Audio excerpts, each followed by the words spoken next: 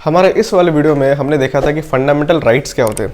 Rights मतलब अधिकार, आपके अधिकार एज इंडियन सिटीजन्स आपके पास क्या क्या राइट्स है, आप क्या कर सकते हैं, अगर वो राइट्स वायलेट हो गए तो आपके पास रेमेडी क्या है, वगैरह वगैरह। अब इसी टॉपिक को साथ साथ पकड़ते हुए और एक टॉपिक आता है, that is the fundamental duty. देखिए नाम दोनों के सेम है, फंडामेंटल मतलब मूलभूत, बहुत ज़्यादा इंपॉर्टेंट। एक तरफ राइट्स है, दूसरी तरफ ड्यूटीज है। राइट्स जनरली ऐसा लगता है कि चलो एक बहुत ही पॉजिटिव चीज़ है कि संविधान हमको कुछ अधिकार दे रहा है। At the same time duties बहुत ही नेगेटिवली रिफ्लेक्ट करता है कि संविधान हम पे जबरदस्ती कोई तो भी ड्यूटी लगा रहा है। फॉर एग्जाम्पल, अगर मैं आपको बोलूँ कि किसी गार्डन में वॉक करना आपका फंडामेंटल राइट है, आर्टिकल 19, तो आप बोलोगे यस, अरे ये तो बहुत अच्छी बात है, संविधान हमको ये राइट दे रहा है कि मैं किसी भी गार्डन में वॉक कर सकूं। एट द सेम टाइम अगर वहां पे एक नोटिस बोर्ड लगा दिया हो कि आपको इस गार्डन में सिर्फ स्ट्रेट चलना है, आप आड़ा टेढ़ से चल नहीं सकते या कहीं इधर उधर भटक नहीं सकते, तो आप बोलोगे कि भाई ये क्या बात हो गई, जहां तक चलना मेरा राइट है तो मुझे कैसे चलना है ये मेरा इंडिपेंडेंट डिसीजन है, आप मुझे कैसे डिक्टेट कर सकते हो कि मुझे इसी तरीके से चलना है, ये तो गलत बात हो गई। तो कहीं ना कहीं हम ये कह सकते हैं कि अगर वॉक करना आपका राइट है तो सीधे तरीके से वॉक करना ये आपकी ड्यूटी है। तो यहाँ जनरली हमें ऐसा दिखता है कि फंडामेंटल ड्यूटी एक थोड़ा एक नेगेटिव वे में रिफ्लेक्ट की जाती है। खैर ये एक बहुत ही सिंपल सा एग्जांपल था, बट इन जनरल ये मैंने भी ऑब्जर्व किया है कि कई बार बहुत सारे बुक्स में बोलो या इन जनरल जब भी हम कॉन्स्टिट्यूशन पढ़ते हैं तो फंडामेंटल राइट्स को एक बहुत ही पॉजिटिव वे में प्रोपोगेट किया जाता है। At the same time fundamental duties को एक नेगेटिव वे में प्रोपोगेट किया जाता है, बट ऐसा कुछ भी नहीं है, these two are quite synonymous. तो आज की वीडियो में हम ये क्लियरली जानने की कोशिश करेंगे कि फंडामेंटल ड्यूटी के पीछे का कंसेप्ट क्या है, as to why they have been incorporated in the constitution, और क्यों इसे इतना नेगेटिव लाइट में देखने की जरूरत नहीं। Hello everyone, welcome back to Indian Questioner. मैं हूं हिमांशु। तो चलिए शुरू करते हैं बहुत ही बेसिक से डेफिनेशन के साथ। फंडामेंटल ड्यूटी, अब ड्यूटी इस वर्ड पे पहले फोकस करते हैं। ड्यूटी तो भाई किसकी ड्यूटी, ये ड्यूटी किसने निभानी है, तो ड्यूटी हमने सिटीजन्स ने निभानी है। ये गवर्नमेंट की ड्यूटी नहीं है, मतलब हम ये नहीं बोल सकते ये फंडामेंटल ड्यूटी गवर्नमेंट की आती है, ऐसा नहीं है, या फिर फंडामेंटल ड्यूटी किसी प्राइवेट कंपनी की आती है, ऐसा नहीं है। कॉन्स्टिट्यूशन द्वारा फंडामेंटल ड्यूटीज सिटीजन्स को फॉलो करने, हमको फॉलो करने। नंबर 2, द वर्ड फंडामेंटल, जैसा कि हमने फंडामेंटल राइट्स में देखा था, फंडामेंटल की हुआ मतलब वो बहुत ही ज़्यादा इंपॉर्टेंट है भाई, उसके बिना नहीं सर्वाइव कर सकते। सिमिलरली यहाँ पर भी ये फॉलो करना बहुत ज़्यादा इंपॉर्टेंट है। अब वो इतना ज़्यादा इंपॉर्टेंट क्यों, मैं आपको धीरे धीरे समझाता हूँ। अब यहाँ एक थोड़ा आपको सोचने वाली बात मैं बताऊंगा कि कॉन्स्टिट्यूशन जब बनाया गया था 1949 में ओरिजिनली, तब फंडामेंटल ड्यूटी नाम की कोई भी चीज़ कॉन्स्टिट्यूशन में नहीं थी। अब जब से मैं इतना चिल्ला के भाषणबाजी कर रहा हूँ कि फंडामेंटल ड्यूटी आपको कॉन्स्टिट्यूशन द्वारा लागू की गई है, तो जाहिर सी बात है क्वेश्चन आपके दिमाग में आएगा कि भाई अगर इतना इंपॉर्टेंट है तो जब कॉन्स्टिट्यूशन बनाया था तो कॉन्स्टिट्यूशन मेकर्स के दिमाग में तो आया ही होगा ये, तो तब उन्होंने क्यों नहीं डाली। तो खैर उस समय ऐसी बहुत सारी चीज़ें थी जो कॉन्स्टिट्यूशन में डीम्ड थी, मतलब वो इम्प्लाइड थी, स्पेसिफिकली लिखी हुई नहीं गई थी। जैसा वर्ड सेक्युलर, सोशलिस्ट, ये चीज़ कॉन्स्टिट्यूशन में ओरिजिनली नहीं थी प्रीएम्बल के अंदर, बाद में डाली गई। वैसे ही फंडामेंटल ड्यूटी शायद उस समय कॉन्स्टिट्यूशन मेकर्स को लगा होगा कि ये स्पेसिफिकली लिखने की जरूरत नहीं है, तो डीम्ड है ना, इंडिया के सिटीजन्स ये सारी चीज़ें फॉलो करेंगे। बट ओवर द ईयर्स शायद कुछ ऐसी चीज़ें हुई, शायद कुछ ऐसी घटनाएं हुई, फॉर एग्जाम्पल इमरजेंसी ले लीजिए, तो तब उस समय की गवर्नमेंट को ये लगा कि नहीं, ये सारी चीज़ें स्पेसिफिकली लिखना पड़ेगा कॉन्स्टिट्यूशन में, तो इसलिए इस डायरेक्शन में एफर्ट्स शुरू हुए कि फंडामेंटल ड्यूटीज नाम की चीज कॉन्स्टिट्यूशन में एंटर करनी चाहिए। तो 1976 में कमेटी बनाई गई, स्वर्ण सिंह कमेटी। इस कमेटी को यह काम दिया गया कि भैया आप स्टडी करो, देखिए कि वो कौन से सारे ड्यूटीज हैं जो सिटीजन्स ने फॉलो करने चाहिए मैंडेटरीली, और वो सारे ड्यूटीज़ की आप एक लिस्ट बनाइए, गवर्नमेंट को हैंड ओवर कीजिए, फिर गवर्नमेंट उसको संविधान में डालने की प्रोसीजर शुरू करेगी। तो स्वर्ण सिंह कमेटी ने काम स्टार्ट किया, उन्होंने स्टडी किया और वो एक लंबी लिस्ट लेकर आ गए गवर्नमेंट के सामने कि ये लीजिए भैया, ये सारी लिस्ट है ऑफ द ड्यूटीज़ जो कि इंडियन सिटीजन्स ने फॉलो करनी चाहिए। उस समय स्वर्ण सिंह कमेटी ने जो कि तथ्य दिया था, मतलब जो उन्होंने जो जस्टिफिकेशन दिया था कि क्यों फंडामेंटल ड्यूटी की ज़रूरत है, उन्होंने कहा था कि अगर कॉन्स्टिट्यूशन आपको फंडामेंटल राइट्स दे रहा है, कुछ मूलभूत अधिकार दे रहा है, तो जाहिर सी बात है ये हमारा भी कर्तव्य है हमारे देश के प्रति, संविधान के प्रति, कि कुछ नॉर्मल एक कुछ डिसिप्लिन हम फॉलो करें।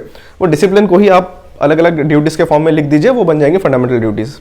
तो उसी साल दी 42nd अमेंडमेंट, जो हमारे संविधान में एक संशोधन हुआ, 42nd कॉन्स्टिट्यूशनल अमेंडमेंट, और उस अमेंडमेंट के द्वारा फंडामेंटल ड्यूटीज़ नाम का एक अलग से चैप्टर कॉन्स्टिट्यूशन में ऐड किया गया, और तब से लेकर आज तक fundamental duties are a part of Indian constitution. अब ये सारी कुछ फंडामेंटल ड्यूटीज़ है जो जनरली आपको फॉलो करनी पड़ती है। This list is not exhaustive, मैं डिस्क्रिप्शन बॉक्स में आपको ये सारी फंडामेंटल ड्यूटीज़ लिख दिया है जो जो आपको फॉलो करनी होती है। खैर, बट कुछ जनरल चीज़ें मैं आपको बता दूं, जैसे कि आपको एनवायरनमेंट को नुकसान नहीं पहुंचाना है, आपको फॉरेस्ट रिसोर्सेज को नुकसान नहीं पहुंचाना है, आपको वाइल्ड लाइफ को नुकसान नहीं पहुंचाना है। मतलब इन शॉर्ट बहुत ही जनरल चीज़ है, कोई ऐसा स्पेसिफिक नहीं है आपको यही पर्टिकुलर प्रोफेशन फॉलो करना है। एकदम एग्जांपल के फॉर्म में बताता हूँ। नॉर्मल केस में अगर आप इंजीनियर है तो it is not your fundamental duty कि आप इंजीनियरिंग रिगार्डिंग ही करियर चूज करें। ओके, एक जनरल बता रहा हूँ। So fundamental duties are not specific, वो काफ़ी जनरल रखे गए हैं ताकि आम आदमी उसको समझ सके और इन जनरल वे उसका पालन कर सके।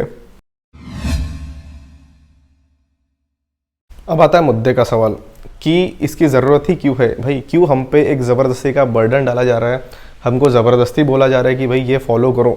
जैसा मैंने स्टार्टिंग में बताया था, एक नेगेटिव एलिमेंट जो उसके साथ अटैच है ना, कि हम पे ये ज़बरदस्ती थोपा जा रहा है। चलिए अभी ये मेन मुद्दे पे आते हैं, मेन विषय पे आते हैं। तो जब ये फंडामेंटल ड्यूटीज़ कॉन्स्टिट्यूशन में इनकॉर्पोरेट करने की स्टेज आई, जब वो स्वर्ण सिंह कमेटी बनाई गई, तो जाहिर सी बात है, जैसे एज ए नॉर्मल सिटीजन ये आपके दिमाग में सवाल आएगा कि भाई इसकी ज़रूरत क्या है। उस समय पॉलिसी मेकर्स के दिमाग में भी ये क्वेश्चन आया होगा, तो उस समय के अपोजिशन ने भी अपोज किया होगा। तो यस, उस समय अपोजिशन को आंसर करने के लिए या फिर इस मुद्दे का जस्टिफिकेशन देने के लिए गवर्नमेंट की तरफ से जो तब के लॉ मिनिस्टर थे मिस्टर गोखले, उन्होंने ये स्टेटमेंट दिया था कि during emergency it was observe कि बहुत सारे लोग लॉ को डिसरिगार्ड कर रहे थे। मतलब जब इमरजेंसी चल रही थी तो बहुत सारे लोग विलफुली कानून तोड़ रहे थे, तो उन सारे लोगों को थोड़ा डिसिप्लिन में लाने के लिए एक सेट ऑफ ड्यूटीज़ बहुत ज़रूरी है। तो ये स्टेटमेंट था उस समय के लॉ मिनिस्टर का। उसके बाद तब के प्राइम मिनिस्टर ने भी एक स्टेटमेंट दिया था कि fundamental duties will strengthen the democracy, इससे डेमोक्रेसी और ज़्यादा मजबूत होगी और फंडामेंटल ड्यूटीज़ और फंडामेंटल राइट्स के बीच में कहीं ना कहीं इक्विलिब्रियम बनेगा। मतलब लोग अपने राइट्स भी एंजॉय कर पाएंगे, एट द सेम टाइम लोग थोड़ा कॉन्शियस भी रहेंगे कि हमें कहीं ओवर नहीं करने का, हमें थोड़ा डिसिप्लिन में रहना है। तो ये तो थे गवर्नमेंट के जस्टिफिकेशन उस समय जब फंडामेंटल ड्यूटीज़ लागू करनी थी। अभी गवर्नमेंट की जस्टिफिकेशन अगर 2 मिनट के लिए साइड में भी रख दो तो भी एनी नॉर्मल लेमैन जिसको ये जस्टिफाई करना होगा फंडामेंटल ड्यूटी, वो यही कहेगा कि it is very important to strike a balance between fundamental rights and fundamental duties. तो यस, अपोजिशन ने भी उस समय उसके अगेंस्ट आवाज़ उठाई, मगर काफ़ी सारा विश्लेषण हुआ, चर्चा हुई और वो फंडामेंटल ड्यूटीज़ वाला जो अमेंडमेंट था वो पास किया गया। फंडामेंटल ड्यूटीज़ कॉन्स्टिट्यूशन में इंसर्ट किए गए और आज तक वो फंडामेंटल ड्यूटीज़ वैसे ही है। तो इससे हम एक पॉइंट कंक्लूड कर सकते हैं कि अगर उस फंडामेंटल ड्यूटीज़ को वाकई ही बहुत स्ट्रॉन्ग अपोजिशन होता, इधर अपोजिशन का बोलिए या इन जनरल लोगों का बोलिए, तो एक बहुत ही स्ट्रॉन्ग डिमांड आई होती फंडामेंटल ड्यूटीज़ को स्क्रैप करने के लिए। बट 1976 के बाद बहुत सारे गवर्नमेंट्स चेंज हुई और इतने सारे गवर्नमेंट्स ने भी कभी भी उन फंडामेंटल ड्यूटीज़ को स्क्रैप नहीं किया। अपोजिशन भी पावर में है लेकिन उन्होंने भी उस फंडामेंटल ड्यूटी को वैसे ही रहने दिया कॉन्स्टिट्यूशन में। तो इन अ वे ऐसा एक जनरल कंक्लूजन निकाला जा सकता है कि fundamental duties are not a very negative phenomena, वो इतना नेगेटिव नहीं है जितना शायद उसको पोर्ट्रे किया गया। उसकी कहीं ना कहीं ज़रूरत इंडियन डेमोक्रेसी में है। अभी एक और मुद्दे का सवाल कि क्या फंडामेंटल ड्यूटीज़ जस्टिसेबल है, अगर वायलेट किया तो क्या हमें जेल होगी? तो इसका एक सीधा सीधा आंसर नहीं है, इसका थोड़ा आड़ा टेढ़ा आंसर है, बट खैर मैं बहुत ही सिंपल वे में आपको समझाता हूँ। देखो, फंडामेंटल राइट्स जस्टिसेबल थे, मतलब अगर मुझे गार्डन में घूमने का राइट दिया गवर्नमेंट ने आर्टिकल 19 तो मैं घूम सकता हूँ। अगर किसी ने मुझे रोका तो मैं डायरेक्टली कोर्ट जाऊँगा, बोलूँगा कि ये आदमी मुझे गार्डन में घूमने से रोक रहा है, मेरा आर्टिकल 19 वायलेट हो रहा है, court will come to my rescue और कोर्ट मुझे बचाएगा। इन द सेंस उस आदमी को या गवर्नमेंट को बोलेगा कि भाई इसे गार्डन में घूमने दो। अभी फंडामेंटल ड्यूटी क्या बोलते हैं कि अगर आपको गार्डन में जाना तो आपको सीधा ही चलना है, जैसा मैंने आपको बताया। अगर मैं सीधा नहीं चलूँ तो कोई बंदा अगर कोर्ट में जाता है और उसको गवर्नमेंट को, जज साहब को बोलता है कि जज साहब देखिए सीधा चलना इसके फंडामेंटल ड्यूटी थी बट ये सीधा नहीं चल रहा है, उस समय जज साहब उसको एंटरटेन करके मुझे जेल में नहीं डाल सकते। फंडामेंटल ड्यूटी जस्टिसेबल नहीं होती है। कोर्ट कैन नॉट से कि भाई ये फंडामेंटल ड्यूटी इस बंदे ने फॉलो नहीं की, चलो उसको उठा के जेल में डालो, ऐसा नहीं होता। डायरेक्टली फंडामेंटल ड्यूटीज जस्टिसेबल नहीं है, मगर बाय मीन्स ऑफ लॉ वो जस्टिसेबल बनाई जा सकती है। वो कैसे, अभी ये मैं आपको समझाता हूँ, ठीक है। अब समझ लीजिए एक कोई फंडामेंटल ड्यूटी है, दो फंडामेंटल ड्यूटी है समझ लीजिए। एक फंडामेंटल ड्यूटी है जिसके ऊपर आज तक कोई कानून नहीं बना है, दूसरी फंडामेंटल ड्यूटी है सपोज उस पर कोई कानून बना है। फॉर एग्जाम्पल जो हमारे नेशनल ऑनर्स है, जैसे हमारा नेशनल फ्लैग है, हमारा नेशनल एंथम है, तो एक फंडामेंटल ड्यूटी हमारी ये है कि हमें हमारे नेशनल ऑनर्स को डिसरिगार्ड नहीं करना है, हमें हमेशा उन्हें रिस्पेक्ट देनी है।